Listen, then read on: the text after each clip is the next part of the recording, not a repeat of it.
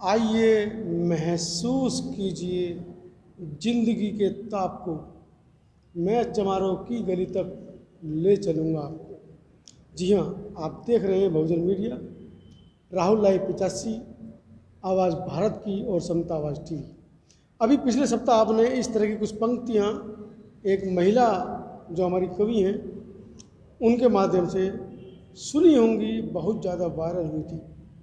उसी तेवर के राष्ट्रीय कवि हमारे साथ राहुल नागपाल जी, जो किसी परिचय के मौजूद नहीं, हमारे साथ हैं।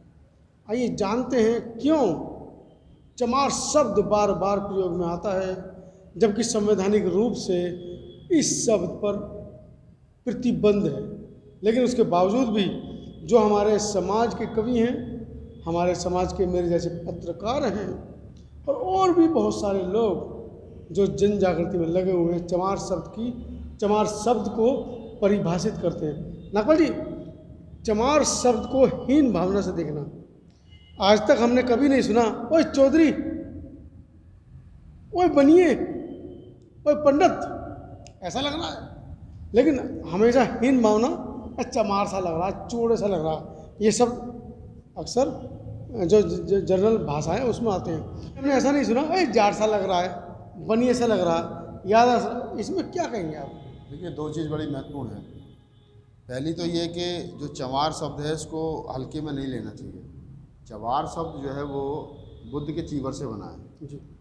जो पाली भाषा के ज्ञाता हैं, जो बुद्धिज्म के ज्ञाता हैं, चाहे सुधीर राज सिंह जी हों, चाहे और तमाम एक्टिविस्ट हों जो बुद्धिज्म पर खासतौर से काम करते हैं, तो उनको पता है कि जो चमार शब्द है वो चीवर से निकला हुआ शब्द है। तो बड़ा महत्वपूर्ण और बड़ा सम्मानजनक शब्द है। लेकिन जब इस देश के अंदर बुद्ध से नफरत हुई, बुद्ध के धम्म से नफरत हुई, तो लोगों को चमार शब्द एक गाली के रूप में तब्दील हो गया। बुद्ध से नफरत हुई किन लोगों ने की? नहीं, जो आर्यंस यहाँ पर आए, विदेशी लोग यहाँ आए, ब्राह्मण कल्चर यहाँ जब डेवलप हुआ तो उनको यहाँ पर जो बुद्ध धम्म जब था पूरा। किस तरह की नफरत थी? नफरत यही थी कि बुद्ध के मंदिरों को तोड़ करके हिंदू मंदिर डेवलप किए गए, बुद्ध धम्म की मंदिर तोड़े गए, नए मंदिर बनाए गए, उसके पीछे क्या उनकी रणनीति रही? नहीं, देखिए, हर आदमी का यही होता है कि उसको अपना धर्म जो है वो बढ़ाना है। जो जिस मान्यता का आदमी होता है उसको अपनी मान्यता को आगे बढ़ाता है। जिस धर्म बढ़ाना है या धर्म की आड़ में पाखंड अंधविश्वास को बढ़ाकर देश की जनता को बेवकूफ़ बनाना है? वही है। देखिए, बाबा साहब डॉक्टर अम्बेडकर ने एक बड़ी बात कही है। बाबा साहब ने कहा है कि हिंदू धर्म नाम की कोई चीज़ नहीं है, हिंदू धर्म इंसान को गुलाम बनाए रखने का एक तरीका है। जी। तो ये बड़ी महत्वपूर्ण बात है। इसलिए मैं कहता हूँ कि चमार शब्द जो है वो अपने आप में महत्वपूर्ण है और सम्मानजनक शब्द है। चमार में से सैकड़ों जातियाँ निकली, जाटव, कुरील, अहिरवाड़, दोहरे, कोली, ये सब चमारों की उपजातियाँ हैं। देश भर में आप देखेंगे, सतनामी वगैरह। अदम गोडवी साहब की ये पंक्तियाँ थी जो भी आपने बताई। अदम गोडवी साहब गोंडा के बहुत बड़े कवि थे और उनकी पहचान जो है वो एक जन कवि के रूप में थी। उन्होंने जो कहा वो आम भाषा में कहा। अदम गोडवी साहब ने, मेरी एक मुलाकात उनसे 2008 के आसपास हुई थी, तो तब उन्होंने कहा था कि मुझे मालूम नहीं था कि मतलब हमारे जो दलित समाज है उसमें कोई कवि इस तरीके से आएगा जो मंच पर दलित समाज की कविताएँ गाएगा। तो अदम गोडवी साहब की एक जो कविता है कि आइए महसूस करिए ज़िंदगी के ताप को, मैं चमारों की गली तक लेकर चलूँगा आपको। आज भी यूट्यूब पर जाइए, सर्च किए, गूगल पर अगर ध्यान डालेंगे तो एक पंक्तियाँ आपको मिल जाएंगी अदम गोडवी साहब की। मैं एक बात और बताना चाहता हूँ कि इस तरीके की कविता लिखने का या इस तरीके की ये विवादित कविताएँ, अदम गोडवी साहब के बाद आज तक किसी चमर वंश के कवि का, लेखक का इतना नाम नहीं है जितना नाम आपका है। क्योंकि आपने मंचों पर, मैं पिछले लगभग 7 साल से आपके साथ या आपके लिए या कह सकते हैं कि मैं काव्य संग्रह के लिए और साहित्यकार के लिए काम कर रहा हूँ। लेकिन जिस तरीके से मंच पर आपने चमार वर्ग को या कह सकते हैं बहुजन समाज के लिए जो आपने काव्य पाठ तैयार किया, युवाओं को आपने बांधा है, उसकी रूपरेखा क्या रही? क्योंकि आज तक सभी लोग जानते हैं कि समता आवाज़ टीवी और राहुल नागपाल सब एक हैं, लेकिन एक क्यों है? उसके पीछे परिभाषित सब क्या होना चाहिए? मैं वो बता रहा हूँ आपको कि जब मैं कविता के क्षेत्र में आया था तो हिंदी कविता में था। मैं तो हास्य व्यंग की कविताएँ करता था, श्रृंगार रस की कविताएँ करता था, तमाम बड़े कवियों के साथ मन साझा किए। लेकिन वहाँ देखा कि जो हमारे अपने शेड्यूल कास्ट के कवि थे वो जाति छुपा करके काव्य पाठ करते थे। आज भी ऐसे बहुत सारे कवि हैं, जैसे कि एक कवि हैं राजीव रियाज प्रतापगढ़ी, चमार वंश के हैं, लेकिन वो चमार शब्द नहीं यूज करते हैं, वो खुद अपने आप को मुस्लिम बताते हैं। मैं वही बात बता रहा हूँ कि हमारे बहुत सारे राजीव भाई तो चलो खैर हम बड़ा सम्मानित हैं हमारे लिए, वो भी जब टोपी लगा करके और मुशायरों में जा करके और इस्लामिक रूप से और वही कविता वही मुशायरे पढ़ेंगे, तो फिर बाबा साहब डॉक्टर अम्बेडकर की मूवमेंट पर अगर वहाँ पर राधा का और उसके बावजूद वो आपसे कहते हैं कि आपका नाम बहुत ज़्यादा है और उनका नाम नहीं। वो देखिए उनका व्यक्तिगत मामला है, क्या है क्या नहीं, मैं उसमें नहीं जाना चाहता। मैं तो सिर्फ ये कहना चाहता हूँ कि जो लोग ये कह रहे हैं, मैं तो जब हिंदी कवि सम्मेलन छोड़ करके आया था तो मैंने तो कहा था स्पष्ट रूप से कि मैं दलितों के लिए कविताएँ करूँगा, हमारे देश के अंदर जो बहुजन समाज के महापुरुष हुए हैं उन पर कविताएँ लिखूँगा। मैंने लिखी, मैंने कोशिश की, मैं सफल हुआ, कितना सफल हुआ ये तो लोग बताएंगे, लेकिन 1000 रात मैंने देश के 22 राज्यों में जा करके काव्य पाठ किया, संसद में 10 बार काव्य पाठ किया। तो उसके लिए ये जाता है कि मैंने एक जमात तैयार की कि जो इस तरीके से कविता को सुन सकते हो और समझ सकते हैं। सैफई महोत्सव का नाम निकल कर आता है कि सैफई जो महोत्सव था वो आपने आखिरी बार किया, उसके बाद आपने कभी हिंदी कवि या इस तरह के जो दूसरे कवि सम्मेलन हैं उनकी तरफ नहीं देखा।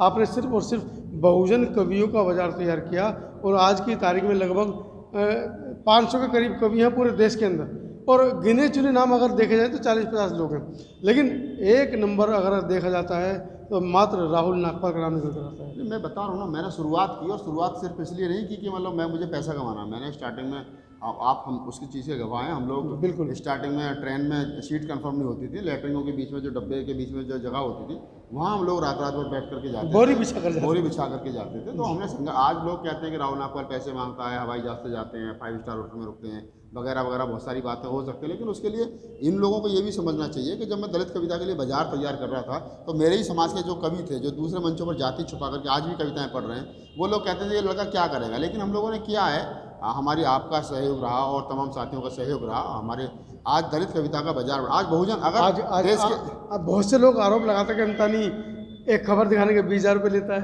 ऐसा आरोप मेरे पर भी लगते हैं। मैं वही बता रहा हूँ कि ये आप समझिए कि अदम गौडवी साहब ने उस समय हिम्मत की चमार शब्द का इस्तेमाल करने की। मैं था कि जब हिंदी कवि सम्मेलन में लोग कहते थे मैं चाणक्य के परिवार से आता हूँ, मैं इसके परिवार से आता हूँ, अपनी जाति डायरेक्ट इनडायरेक्ट में बताते थे, तब मैं हिंदी कवि सम्मेलन में बोल देता था कि मैं तो देश के संविधान निर्माता के परिवार से आता हूँ। तो ये हमको जाति का जो दंश है वो हमको हर बार झेलना पड़ता है, और मैं कहता हूँ कि इसको आप हथियार बनाइए। आप मंच पर खड़े होकर के बोलिए कि मैं चमारों का कवि, मैं चमार वंश का कवि हूँ, मैं दलितों का, मैं बहुजन का कवि हूँ। मैंने हिंदी कवि सम्मेलन में कहा कि अगर राधा का वियोग या मीरा का वियोग तुम लोग गाओगे तो फिर माता सावित्रीबाई फुले का दर्द कौन गाएगा, माता रमाबाई अम्बेडकर का दर्द जो उसे कौन गाएगा।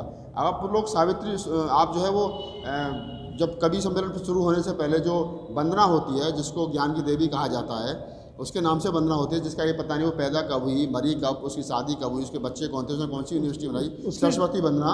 तो सरस्वती वंदना उन लोगों ने सरस्वती वंदना की, हम लोगों ने बहुजन की तो किसी रचना का भी आज तक नाम नहीं। हमने अपने कवि सम्मेलनों में, आप देखिए देश भर में आज अखिल भारतीय बहुजन कवि सम्मेलन होते हैं, बहुजन कवि सम्मेलन में सावित्री वंदना चलती है। तो हमने माता सावित्रीबाई फुले के सिस्टम पर उनके जीवन के संघर्ष को लेकर के सावित्री वंदनाएं शुरू की, अपने महापुरुषों पर कविताएं शुरू की। आज मैं जब इस क्षेत्र में आया तो मेरे बाद में बहुत सारे लड़के आए, मैं नाम बता सकता हूँ, रामपुर में अमित कुमार हैं, मंजीत सिंह अवतार हैं, राहुल सोनी हैं, कुमार आकाश हैं, बहुत सारे लड़के हैं जो सिर्फ दलित कविता मेरे बाद में उन्होंने करेंगे, नहीं भैया आपने शुरू किया हम लोग। तो मैं उस दिन सफल हो गया कि जब मैंने मंच पर खड़े होकर के कहा कि मैं हिंदी कवि सम्मेलन नहीं करूँगा, मैं बहुजन कवि सम्मेलन करूँगा और बहुजन विचारधारा पर ही कविता लिखूँगा। कविताएं वायरल हुई, लोगों ने सुनी, प्यार दिया, और सबसे बड़ी बात यह कि मेरे बाद में वही जो नई पीढ़ी के लड़के आए उन्होंने उस चीज़ को पकड़ा और वो आज कविताएं लिखते हैं, संविधान पर लिखते हैं, सावित्रीबाई फुले पर लिखते हैं, फुले पर, कबीर पर, नानक पर, रैदास पर, बाबा साहब पर, काशीराम साहब पर। हम अपने महापुरुषों पर कविता लिखेंगे, क्यों काल्पनिक कहानी पेड़ों और वृक्षों पर लिखें, क्यों सिंगारस पर कविता लिखें। तो आज बाजार तैयार हुआ है और बाजार के पीछे आप सब लोगों का एहसान है, सहयोग है, धन्यवाद है आप सब लोगों को। और एक चीज़ और मैं आपके दर्शकों को बताता चलूँ कि चमार कवि होना इस देश के अंदर उतना ही कठिन है। आपने मंच पर खड़े होकर के जहर पीने के समान है। आप मंच पर खड़े होकर के कहिए कि हमें दलितों का कवि हूँ, तो आज भी लोग मुझसे कहते हैं। अभी आपने राजीव भाई का नाम लिया, राजीव भाई जब मेरी फर्स्ट मुलाकात उनके साथ हुई थी तो उन्होंने कहा मैंने आपके बारे में सुना है, आप ये दलित कवि राहुल नागपाल क्यों लिखते हो। तो मैंने कहा मुझे लगता है कि मैं, बाबा साहब डॉक्टर अम्बेडकर विश्व के नेता हैं लेकिन उनको भी दलितों का नेता बताया जाता है। बहन जी देश की, उत्तर प्रदेश के मुख्यमंत्री हैं लेकिन उनको भी दलितों के नेता कहा जाता है। जब ये शब्द छूट ही नहीं रहा तो हम इस शब्द के सहारे इस शब्द को और बढ़ाएं और अपने SC/ST मूवमेंट को बढ़ाएं, ताकि लोगों को ये पता चल सके कि ये लोग भी इतने होनहार हैं कि अपने मंच तैयार कर सकते हैं, अपनी बात कह सकते हैं, अपने लोगों को इस प्रकार से आने वाली पीढ़ी को इस मंच पर लेकर के आ सकते हैं। तो ये बात थी राजीव प्रतापगढ़ी की, हो सकता है वो आने वाले समय में अपने आप को दलित राजीव प्रतापगढ़ी रहना शुरू कर दें। देखिए, ये व्यक्तिगत उसके अलावा मामला है लोगों का। उसके अलावा आपने फिल्म सिटी के जो मशहूर हमारे जो गीतकार शैलेंद्र के ऊपर भी किताब आप लिख रहे हैं। हाँ, वो उनके बारे में आपने शोध भी किया है। हाँ। उसके अलावा जितने भी दलित कवि या गीतकार फिल्म सिटी में रहे उनके ऊपर भी आपका शोध चला, उसमें पर क्या कहेंगे? देखिए, मैं शैलेंद्र को प्रणाम करता हूँ, नमन करता हूँ उस आदमी को। उस ज़माने में जिस जब फिल्मी दुनिया में आप समझेंगे 1947-48 के आसपास, 46 के आसपास, जब उन्होंने बरसात के लिए गीत लिखे, तो उस समय हिंदी के कवि नहीं थे, हिंदी के गीतकार नहीं थे। दो चार मुस्लिम जो कवि थे, जो शायर थे, वही हिंदी सिनेमा जगत के लिए गीत लिखते थे। तो शैलेंद्र ने हिंदी में फिल्मी दुनिया को बोलना सिखाया है। और शैलेंद्र चमार कुल से आते थे, आरा के रहने वाले थे। मेरा शोध वर्क उन पर पूरा हो चुका है। हालांकि ये बात शैलेंद्र जब तक मुंबई में रहे कभी खुली नहीं खुली नहीं, लेकिन बाद में उनके शैलेंद्र के जो बेटे हैं दिनेश अली शैलेंद्र, उन्होंने कहा कि मेरे फादर को उतना सम्मान नहीं मिला जितना मिलना चाहिए था, क्योंकि वो दलित थे, वो चमार थे। तो ये सब लोग मतलब जानते हैं। उन्होंने उसके बावजूद क्या लगता है कि दलित समाज ने शैलेंद्र को सम्मान देना शुरू किया? अभी हमारे लोगों को पता ही नहीं है शैलेंद्र अपने थे जी। अभी हम जब गाना सुनते हैं, मेरा जूता है जापानी, हम गाना सुनते हैं बहना मेरे राखी के बंधन को निभाना वगैरह वगैरह, शैलेंद्र के गाने को सुनते हैं, तो हम लोगों को पता ही नहीं कि शैलेंद्र जो है, जिन्होंने इतने महत्वपूर्ण 800 से ज़्यादा फिल्मी गीत लिखे, कि वो हमारे अपने परिवार के थे, अपने मतलब चमार परिवार, चमार समाज के थे, दलित जाति के, दलित समाज के थे। नहीं पता लोगों को, लेकिन ये ड्यूटी हमारी बनती है ताकि आज भी देखिए हम घर तक पहुँचाएं, हर घर पहुँचाएं, ताकि आने वाली जो हमारी जनरेशन है वो प्रेरणा ले सके, समझ सके कि हमारे परिवार के, हमें पता ही नहीं होगा कि डीसीपी हमारा, एसपी हमारा, एसएसपी हमारा है, तो हम अपने लोगों को प्रेरित कैसे करेंगे? अगर प्रेरित करना है तो बताना पड़ेगा टीना डाबी हमारे समाज की थी, टॉप किया, तो आने वाली नस्लों को उससे प्रेरणा मिलेगी। हमें बताना पड़ेगा कि शैलेंद्र फिल्मी दुनिया के सबसे पहले हिंदी के गीतकार थे, जिन्होंने 800 से ज़्यादा गीत लिखे, और वो दलित थे, चमार थे। एज ए चमार कवि आज आपको कहाँ, आज आप अपने आप को एज ए चमार कवि, आज आप अपने आप को कहाँ एक जो लाइन होनी चाहिए कवियों के बीच में कहाँ पाते हैं? देखिए, मुझे इतना मालूम है कि अगर मुशायरों में राहत भाई अब हमारे बीच नहीं रहे, राहत भाई या मुनव्वर राणा या इमरान प्रतापगढ़ी हमारे अच्छे मित्र हैं, उनके मुशायरों में उनकी पकड़ है। नवाज देवबंदी साहब हो गए और तमाम बड़े शायर हैं। और अगर हिंदी कवि सम्मेलनों में नाम करूँ, नाम तो विष्णु सक्सेना है, कुमार भाई हैं, और बहुत सारे लोग हैं, वीर रस के कई कवि, हरिओम पवार जी हैं। तो ये एक हिंदी कवि सम्मेलन। अगर मैं बहुजन कवि सम्मेलनों की बात करूँ तो राहुल नागपाल अपने कवि सम्मेलनों में इतना लोगों ने प्यार दिया, स्नेह दिया, पैसा दिया, सब कुछ दिया। आज लोगों के प्यार की वजह से, आप सब लोगों के आशीर्वाद की वजह से हम लोग यहाँ हैं। तो हम लोग अपने यहाँ राहत इंदौरी साहब से कम नहीं है, मुनव्वर राणा साहब से कम नहीं है, कुमार साहब से कम नहीं है। जिस तरह से हिंदी कवि होते हैं, लाल किला तक पढ़ा जाता है, उसी तरीके से क्या आने वाले समय में जो हमारे देश के जो कवि हैं, खासकर आपसे मैं जानना चाह रहा हूँ कि क्या लाल किला कवि सम्मेलन की तरह नागपुर दीक्षा भूमि कवि सम्मेलन भी आप करेंगे? नहीं, बिल्कुल हमारी ये तैयारी है। हम लोग एक संगठन बना रहे हैं बहुत जल्दी। अभी कोरोना महामारी के चलते उसका रजिस्ट्रेशन नहीं हो पाया है, तो हम लोग सोच रहे हैं कि हम लोग जो है वो एक बहुजन साहित्य मंच जो है हमने रजिस्टर्ड करा रहे हैं, और उस बैनर तले हम लोग पूरे देश के जो अच्छे टॉप क्लास दलित कवि हैं और बहुजन कवि हैं, SC ST OBC समाज के जो मूवमेंट पर कविता लिखते हैं, उनको एक विश्व स्तरीय मंच हम लोग देंगे।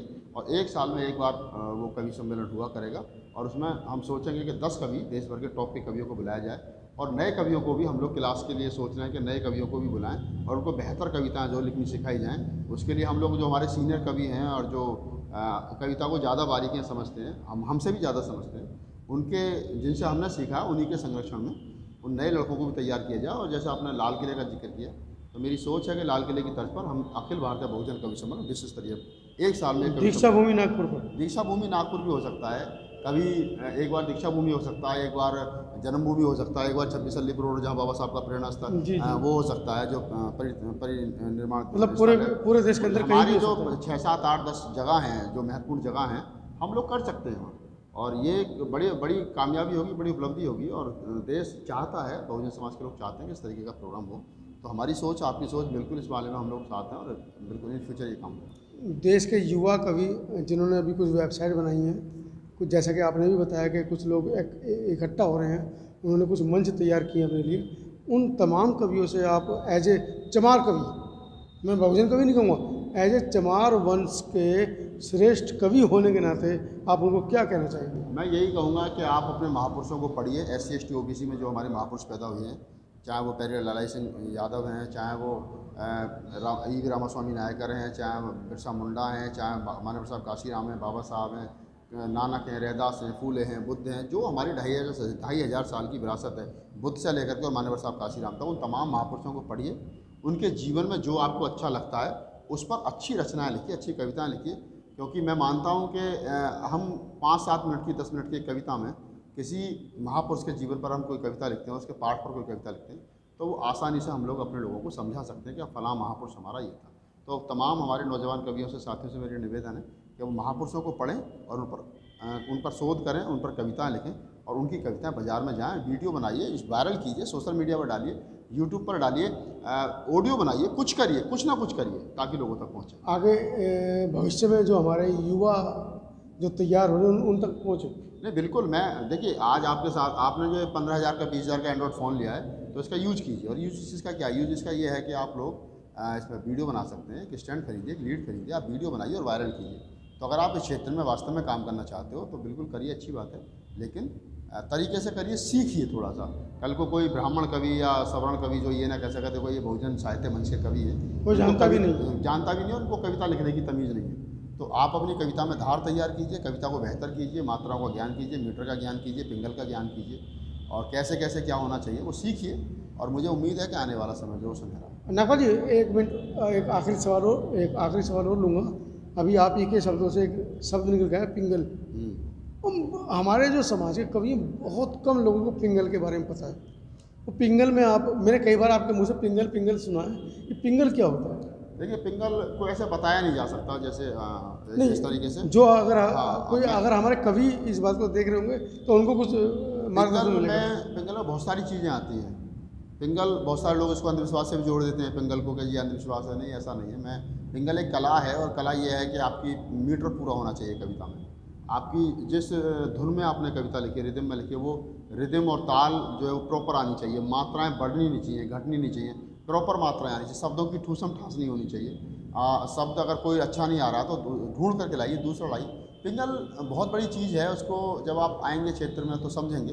पिंगल हमारे जो कुसुम योगी जी हैं वो उसके मास्टर हैं पिंगल के। हमने भी थोड़ा बहुत उन्हीं से सीखा है। तो मैं चाह रहा हूँ कि नई उम्र के जो लड़के आ रहे हैं क्लास, कुसुम योगी जैसे जो लोग हैं और तमाम जो नैन सिंह नैन जैसे लोग हैं और कई बड़े कवि हैं, उन लोगों के साथ में बैठ करके जब हम गुरुओं के पैरों में बैठेंगे, और मैं अब आज तक बैठता हूँ, मैं अभी भी कोई नई कविता लिखता हूँ तो दिखाता हूँ, भाई गुरु जी ये लिखिए, तो वो ओके करते हैं। अब बोले कि नहीं आप पारंगत हो, लेकिन फिर भी मेरी अपेक्षा होती है कि दिखाई जाए। तो मैं तमाम लोगों से ये कहूँगा कि अपने से बड़े कवियों के पास बैठिए, सीखिए, और हमसे जो बड़े हैं, मैं आज भी गुरुओं के पैर दबाइए, कुछ ना कुछ अच्छा सीखने को मिलेगा आपको। तो आप सुन रहे थे राहुल नागपाल, हमारे जो राष्ट्रीय बहुजन कवि हैं, उन्होंने बहुत सारी प्रेरणाएँ जो आने वाले नए कवि उनको दी हैं, और साथ ही साथ एक बहुत बड़ा मैसेज